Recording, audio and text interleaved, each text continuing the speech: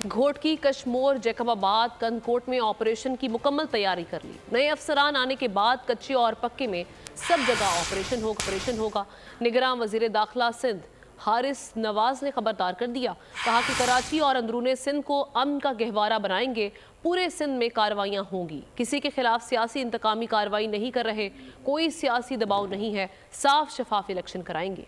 हम किसी को विक्टिमाइज नहीं कर रहे हैं, क्योंकि हमारा काम अमन कायम करना, कराची के अवाम को रिलीफ देना।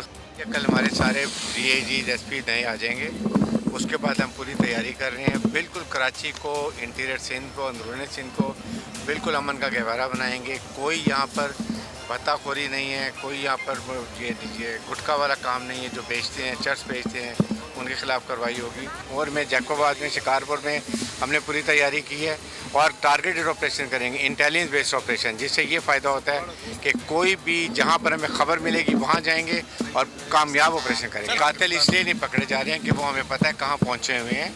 वहाँ पर पानी भी है। अभी हम 2 दिन जब सारे चेंजेस कर रहे हैं, उसके बाद आपको नज़र आएगा कच्चे में, पक्के में, जहाँ पर भी है सब ऑपरेशन करेंगे। इंतखाब मेरे ख्याल में उम्मीद तो यही है कि हम तो यही चाहते हैं कि जिस वक्त इलेक्शन में पाकिस्तान तारीख दे देगा, हम इमीडिएटली उसके साथ ही जो इलेक्शन की तैयारी कर लेंगे।